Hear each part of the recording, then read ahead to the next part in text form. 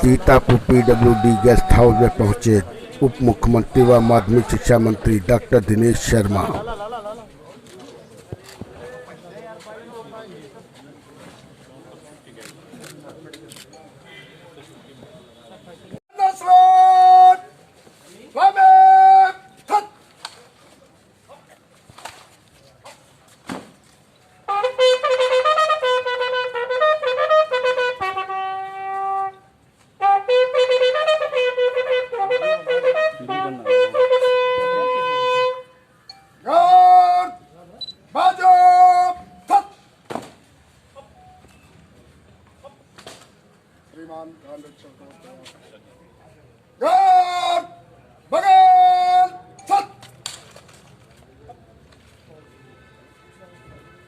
संतरी खड़े रहेंगे। भाजपा नेताओं ने डॉक्टर दिनेश शर्मा का फूल की मालाओं से किया स्वागत।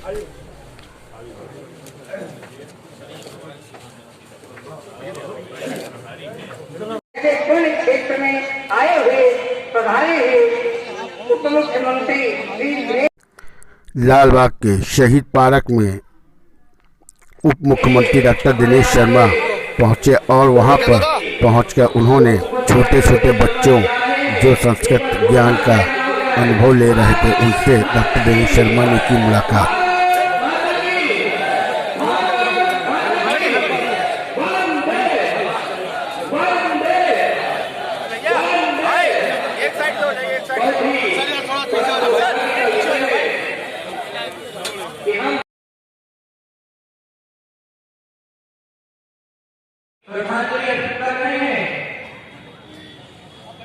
हम उनके साथ में जनपद के जिला के अजीम मल्होत्रा जी, देवता के विधायक ज्ञान तिवारी जी, डिस्ट्रिक्ट के विधायक राम भार्गव जी, ऐसे हमारे उनको नमन, उनको वंदन, उनका अभिनंदन कर रहे हैं। आजादी में प्रत्येक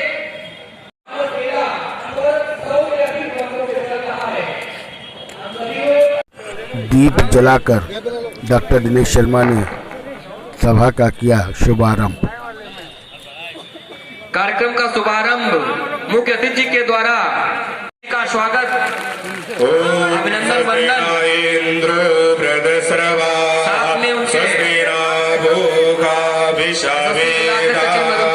स्वस्ति न दारिक्षो हर्षनेरे स्वस्ति नो बृहस्पतिर्दधातु प्रखद स्वामरुगा प्रश्निमातरा। नारदानंद आश्रम के नैमिष व्यास पीठाधीश्वर स्वामी देवानंद सरस्वती जी महाराज विराजमान है। निवेदन करूंगा माल्यार्पण कर उनका हार्दिक स्वागत, माल्यार्पण कर उनका आशीर्वाद हम सभी लोगों निरंतर मिलते रहे। पूजार्थं प्रतिगृहेता मंगलम भगवान विष्णु मंगलम गरुड़ध्वज मंगलम पुंडरीकाक्षाय।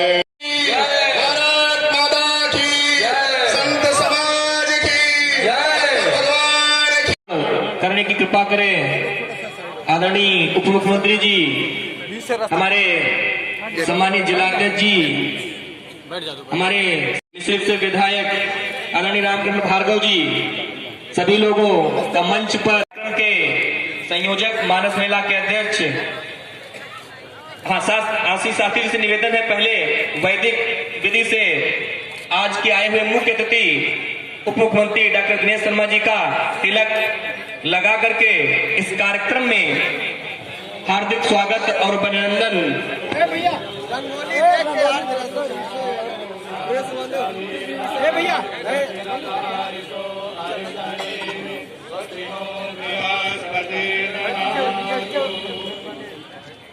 विधायक आदरणीय रामकृष्ण जी, उन सभी का माल्यार्पण कर स्वागत हो रहा है।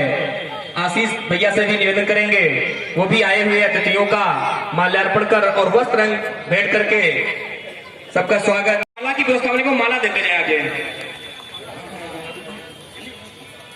हमारे बीच में मुनेन्द्र अवस्थी जी हैं, ब्लॉक प्रो गुंदलामो, उनसे भी निवेदन है कि मंच पर वंदन करें। आकाश भैया, जिनका निरंतर सहयोग मिलता रहता है इस मानस मेले को, नगर के अध्यक्ष हैं और पूरे समाज में सामाजिक। शुभम पांडे जी हमारे सोशल मीडिया के प्रमुख हैं जिले के। बलराम शास्त्री जी माला पहना के स्वागत कर रहे हैं। हमारे बीच में महिला आए माल्यार्पण कर। जिन लोगों का स्वागत होता जाए वो लोग मंच खाली करते जाएं, ये निवेदन है सभी लोगों से करबद्ध। हमारे बीच में एमएलसी, शिक्षक एमएलसी के रूप में खड़े हैं। विपक्षियों ने साजिश करके, जो बहुत बड़ा वर्ग है वित्तहीन शिक्षक, उनके शिक्षकों को वोट से वंचित कर दिया था। ये केवल और केवल आपकी कृपा है जो आयोग में पत्र लिख करके और अपने यहां से शासनादेश करके और पूरे प्रदेश के वित्तहीन शिक्षकों को वोटर बनाने का काम किया। डिग्री कॉलेज का भी वोट मिला, लेकिन जो बहुतायत में वित्तहीन शिक्षक थे वो बाहर हो रहे थे। आदरणीय सोम दीक्षित जी बैठे हैं, उन्होंने भी बड़ा प्रयास किया, प्रधानाचार्य के लगातार उन्होंने संरक्षण दिया। तो मैं बहुत बाधा न बन करके, चूंकि जिलाध्यक्ष जी को स्वागत के लिए हमें बुलाना है, इस जिले के प्रथम व्यक्ति हैं भारतीय जनता पार्टी के दृष्टिकोण से, तो मैं उनको बुलाता हूं कि वो संक्षेप में माननीय उप मुख्यमंत्री जी का स्वागत करें और इसके बाद सीधे माननीय उप मुख्यमंत्री जी को बुलाएंगे। आदरणीय जिलाध्यक्ष श्री राम की कथा का गुणगान किया डॉक्टर दिनेश शर्मा उप मुख्यमंत्री ने, और अपने संबोधन में उन्होंने राम जी के ही बारे में कहा।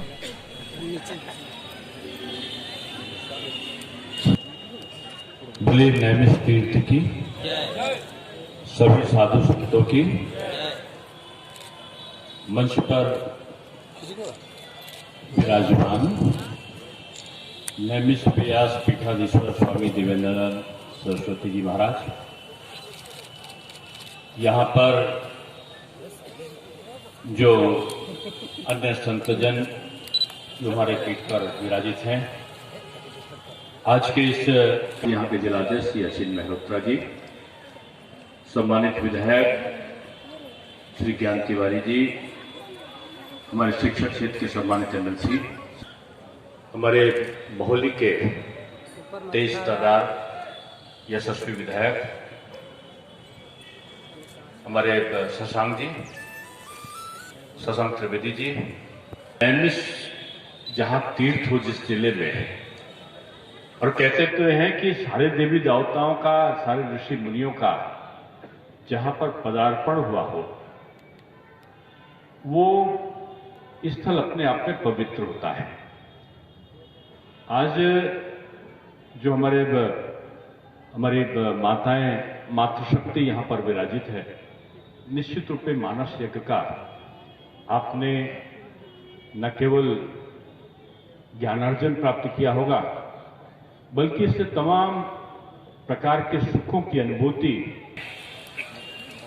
हमारी व्यवस्था में जो भारत की संस्कृति का निवास है, वो गांव-गांव तक प्रतिपादित था, और गांवों की जो सभ्यता थी वो जब शहरों की तरफ जाते थे तो शहरों का भी वातावरण बदल देते थे। आज की व्यवस्था क्या हुई है? आज जो शहरी संस्कार हैं, जिन पर पाश्चात्य संस्कृति का प्रभाव बढ़ता जा रहा है, उनका प्रवेश हमारे गांव की तरफ होता जा रहा है, और गांव की परंपराएं और गांव की सभ्यता।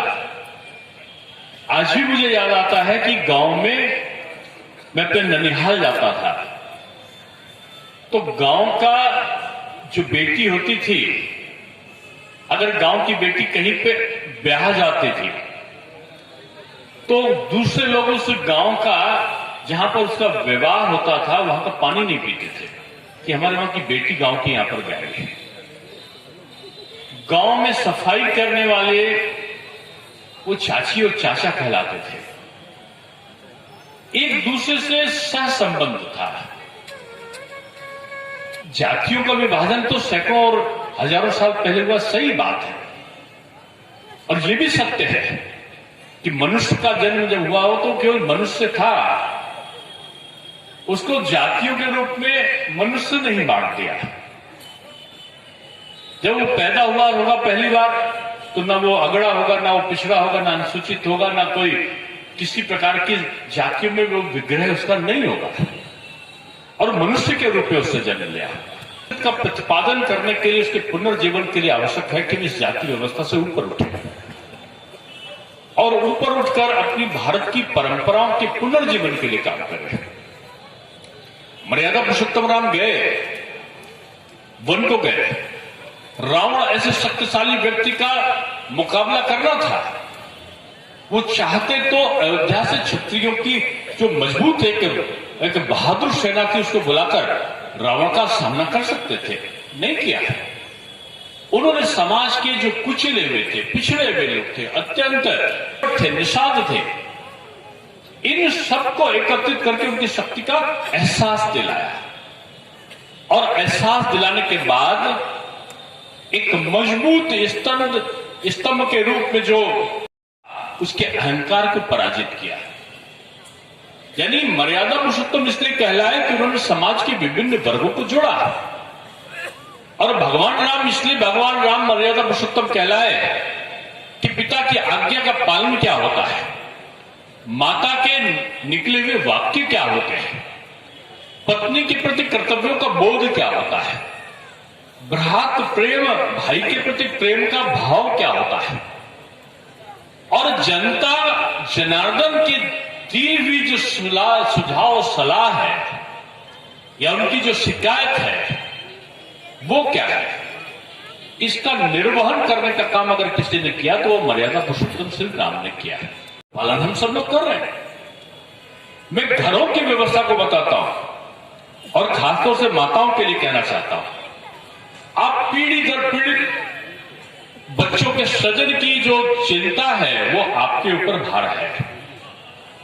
आज का सबसे बड़ी विडंबना जो है वो सबसे बड़ी विडंबना ये है कि आज अगर कुछ पैसा आ जाता है तो गांव का व्यक्ति शहर की तरफ पलायन करता है और पलायन बच्चे के संस्कार परिवर्तित हो जाए इसलिए वो घर का वातावरण बदलने लगता है और सबसे बड़ा प्रहार जो उसका होता है वो अपने बुजुर्ग माता पिता या बुजुर्ग घर के किसी अभिभावक पे हो जाता है। भाई, मौसी, मौसा, फूफा, बुआ, इनके संबंध तो लखनऊ में, मैं शहर में रहता हूं, आज पूरे प्रदेश में उनकी तरफ लग जाता है। बुजुर्ग जो माता पिता हैं उनकी तरफ कौन देखेगा? पहले हमारे वहां पर वृद्धाश्रम की व्यवस्था नहीं थी। वृद्धाश्रम की व्यवस्था कहां थी? ये पाश्चात्य जो देश थे उनमें शिशु आश्रम थे, शिशु कल्याण के शिशुआलय थे और वहां पर वृद्धाश्रम थे। क्यों थे? क्योंकि जब बच्चा पैदा होता तो वहां पति पत्नी को इतना समय नहीं होता था और बच्चा पैदा होते ही उसको शिशु आश्रम में डाल दिया। थोड़ा बड़ा हुआ, पढ़ने के लिए बोर्डिंग में भर्ती करा दिया। बड़ा होकर पढ़कर आया और पढ़ लिख कर तैयार होकर नौकरी पा गया तो उसका पहला काम हुआ कि नौकरी करती हुई या कोई प्रोफेशन में रहती हुई किसी महिला के साथ, लड़की के साथ में उसका विवाह हो जाए। और जब विवाह होकर वो घर लौटता था तब तक माता पिता बुजुर्ग हो जाते थे और वो सोचता था इन्होंने तो मुझे पाला नहीं, इनका जब दायित्व था तो इन्होंने मुझे बोर्डिंग में भेज दिया, जब दायित्व था तो इन्होंने मुझे शिशुआलय में भेज। व्यवसाय करती हुई या जो नौकरी करती हुई आई तो पाश्चात्य देशों में सबसे पहला प्रहार उनके माता पिता पर हो जाता है, उनको वृद्धाश्रम में डाल देते हैं और जो जीवन की परंपराएं हैं वहां पर समाप्त हो जाती है। इसलिए हमेशा से हम लोग बोलते हैं कि जो पाश्चात्य संस्कृत है वो प्रदर्शन है, जो भारत की संस्कृत है वो दर्शन है और दर्शन को हम भूल जाते हैं। हम अपनी महान परंपराओं को भूल जाते हैं। हम अपने बेटे को अच्छा बनाना चाहते हैं लेकिन खुद में अच्छा बेटा बनने की हम कोशिश नहीं करते और लोग एक दूसरे से मिलने का क्रम जो है इन त्योहारों पे होता था। आज क्या है? आज तो एसएमएस आ गया, होली की शुभकामनाएं, गले लगने वाला, पापड़ खाने वाला, चिप्स खाने वाला, भुजिया खाने वाला, अम्मा के बनाई हुई गुजिया खाने वाला, सास बहू के झगड़ा हो और बहू जो है जब गुजिया तलने लगे और सास जो है जब उसमें खोया भरने लगे वहीं पर मेल हो जाता था। जब नंद का झगड़ा चल रहा हो, आलू काटते काटते भाभी जब जो है चिप्स को छत पर सुखाने के लिए चले जाए वही झगड़ा समाप्त हो जाता था। इन परंपराओं के पीछे भाव छिपे हुए थे, वो भाव समाप्त होते जा रहे हैं। मैं इसलिए मानस यज्ञ आज आपका है, मानस यज्ञ में मैं यही कहूंगा कि हमारी आधुनिकता की चीजों को अपनाओ, उसमें इतराज नहीं है, लेकिन अपनी वास्तविकता और परंपराओं को भूल जाओ, ये भारत के लिए कष्टदायक होता जा रहा है। हाय हेलो की संस्कृत, मैं एक जगह बता रहा था कि बचपन में मैं स्कूल से लौट, ये जो मानस का जो सम्मेलन चले ना, ये नैमिष ऐसा पवित्र तीर्थ है, यहां पर इनमें संस्कारों की शिक्षा होनी चाहिए। और मैंने इसलिए किया है कि जो संस्कृत के विद्यालय थे, संस्कृत के विद्यालयों में हमने जो उसको मान्यता नहीं मिला करती थी पहले, हमने उसमें एनसीईआरटी के पैटर्न पर पुस्तकें चलाई है, पाठ्यक्रम को बदला है, जिसमें संस्कृत विद्यालय के बच्चा पढ़ के जाए उसको मान्यता मिले। उनमें हमने रोजगार परक पाठ्यक्रम को शामिल कर दिया है। और आज आपके माध्यम से बता रहा हूं कि हम संस्कृत के पठन पाठन के करते समय उसमें रोजगार डिप्लोमा पाठ्यक्रम होगा कि पौरोहित्य का होगा डिप्लोमा, उसमें व्यावहारिक वास्तुशास्त्र का डिप्लोमा होगा, उसमें व्यावहारिक ज्योतिष का डिप्लोमा होगा, उसमें योग दर्शनम का डिप्लोमा होगा। अब इस चीज को बच्चा पढ़ के जाएगा और फिर संस्कार करेगा। अब क्या है, आपने आजकल तो चुनाव है ना, आप राजनीति में आने वाले बहुत सारे नेता को देखते होंगे, उसको ढूंढने में दिक्कत पड़ेगी आपको। ये वेद पाठ का वाचन कहां चला गया है, मंत्रों का उच्चारण कहां चला गया है, पूजा और कर्मकांड की विधि मैंने देखकर मैं प्रभावित हुआ। मैं शास्त्री जी आपको और आपके विशंबर जी और हमारे नैमिष रत्न तिवारी जी, आपको मैं बधाई देता हूं कि आपने उसको व्यवस्था को यहां पर सुनिश्चित किया। और भी अच्छा करते हैं, यहां बच्चों को जो मंत्रोच्चारण करते हुए पुष्पांजलि देखते हुए जगाया, यही भारत है हमारा। दुनिया शांत की खोज में ये बेचारे अंग्रेज हरे रामा हरे कृष्णा करते करते ये मथुरा की गलियों में विचरण कर रहे हैं, बम बम बोले करते हुए बाबा विश्वनाथ की धरती पर जा रहे हैं, जय श्री राम करते हुए अयोध्या की गलियों में टहल रहे हैं। और हम हाय हेलो डैड और डैडी की सभ्यता में अपने पूज्य पिताजी और माताजी के चरण स्पर्शों को विस्मरित करते हुए हम विभिन्न प्रकार की नई नई आवृत्तियों को आत्मसात कर रहे हैं। आज इस सम्मेलन के माध्यम से मैंने इन्हीं बिंदुओं को आपके सामने कहा है। एक साहब हमसे पूछ रहे थे कि कौन सा घर सुखी होता बताओ। बाबा रामदेव जी मेरे साथ में थे, बोले डॉक्टर साहब उस समय मैं गृहस्थ नहीं था। बोले कौन सुखी रहता है? तो बोले जहां पति पत्नी दोनों की चलती हो। कुछ लोग बोले ना जहां केवल पत्नी की चलती हो। तब तक एक नौजवान खड़ा होगा, नहीं जहां पति की चलती हो वो घर सुखी होता है। तब तक एक बुजुर्ग बैठे थे, बोले वो घर सुखी होता है जहां पति और पत्नी के साथ साथ वहां घर के बूढ़े माता और पिता दोनों की चलती हो। भगवान का निवास वहीं पर होता है जहां पर वरिष्ठों का आदर होता है। इसलिए मैं कहना चाहता हूं कि आज जो संस्कृत की शिक्षा है, मैंने जैसे बताया कि इसको व्यवहारिक शिक्षा बनाने की तरफ हम लोग चल रहे हैं।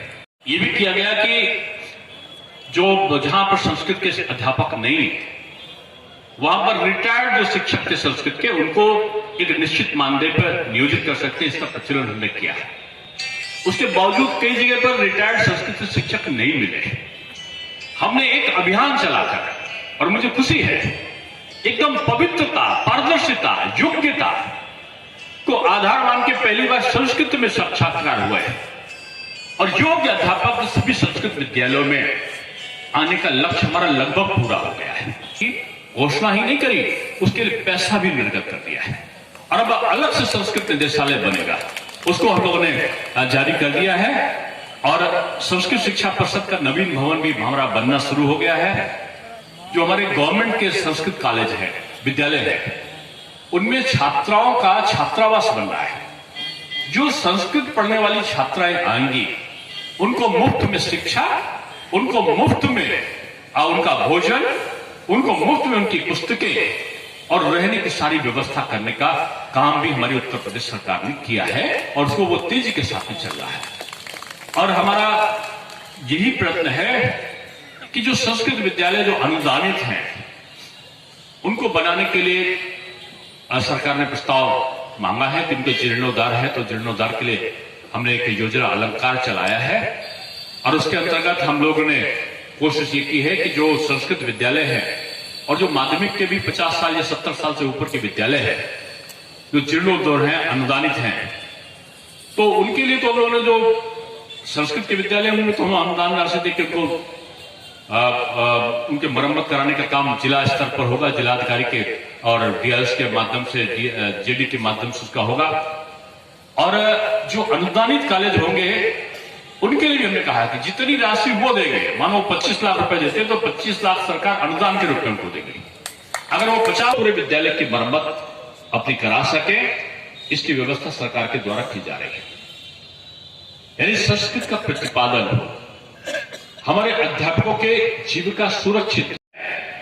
हमने एक बार दूसरा चांस दिया है, ये पत्रकारों के लिए भी मैं कह रहा हूं कि जो हाई स्कूल इंटरमीडिएट बोर्ड की परीक्षा फल जो आपकी क्योंकि परीक्षाएं नहीं हुई थी, उनमें विद्यार्थी को पिछले अंकों के आधार पर दिया गया था। तमाम ऐसे विद्यार्थी थे जिनको प्रमोट किया, पिछले महीने कराई थी, उसका परीक्षा फल निकल गया है, उनकी मार्कशीट उनको मिल जाए, वो परीक्षा में नहीं बैठेंगे। लखनऊ, सीतापुर, लखीमपुर के सभी अधिकारी रहे शिक्षा विभाग के मौजूद। और अभी परीक्षा की अंतिम तिथि बाकी है, वो लोग परीक्षा में फिर से बैठ सकते हैं, तो वो परीक्षा में फिर से बैठ सकते हैं। इसके आदेश भी मैं उमेश द्विवेदी जी को धन्यवाद दूंगा, इन्होंने मांग करी थी इस चीज को, हमारे वित्तविहीन शिक्षकों ने इसकी मांग करी थी और हमारे एडेड विद्यालय के अध्यापकों ने मांग करी थी, उसको हम लोगों ने रखा है कि अब फिर से वो बोर्ड की परीक्षा जो हमारी 2022 की परीक्षा होगी, उस परीक्षा के साथ ही 2021 की ये परीक्षा जिसमें लोग अंक को सुधार के लिए बैठना चाहते हैं और वो उत्तीर्ण नहीं हुए हैं, जो उत्तीर्ण विद्यार्थियों को छोड़कर उनको परीक्षा में हम बैठा रहे हैं, उनको बैठना चाहिए।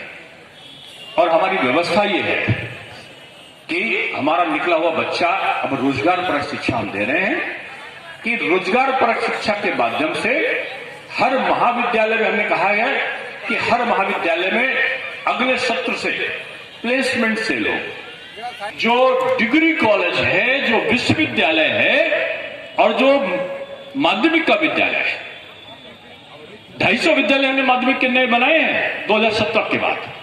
पहले 48 बने थे, हमने 250 बनाए। डिग्री की हमने 77 डिग्री कॉलेज नए बना दिए।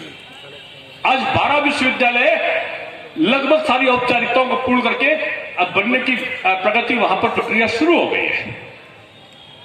आज 5 एक्सप्रेस वे बन रहे हैं, हमारे जो योजनाएं हैं वो चल रही है और डिफेंस कॉरिडोर के साथ साथ विभिन्न प्रकार की बहुआयामी योजनाएं, गैस का कनेक्शन फ्री, हमारा टॉयलेट, हमारा शौचालय फ्री, हमारा प्रधानमंत्री आवास फ्री।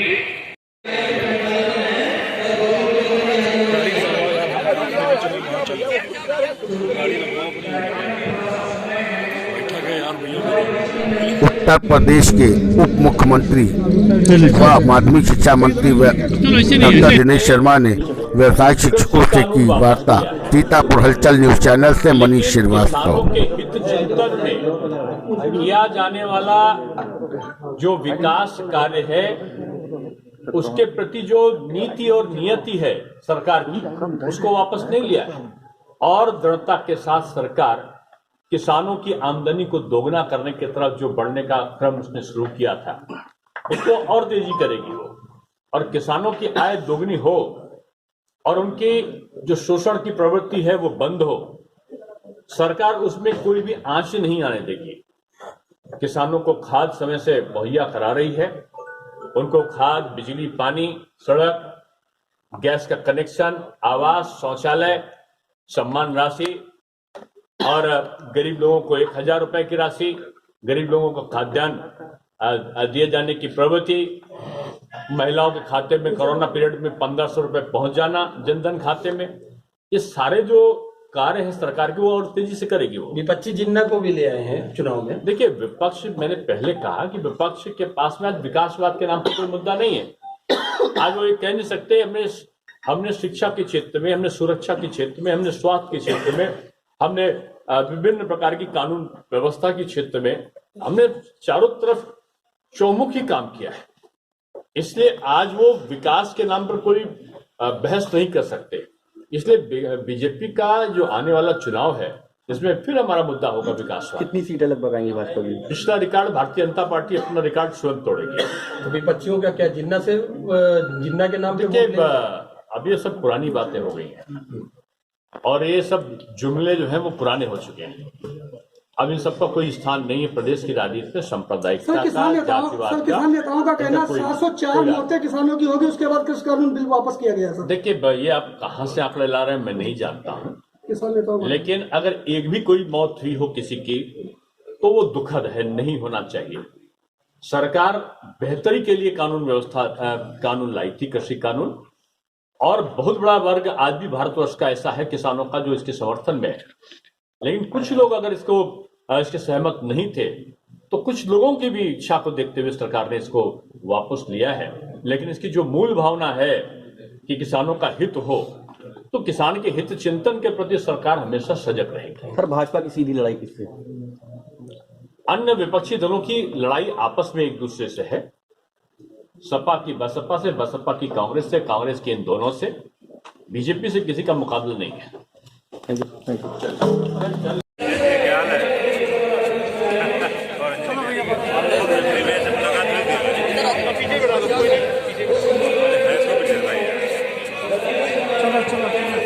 चलो पीछे हो जाओ, पीछे हो जाओ।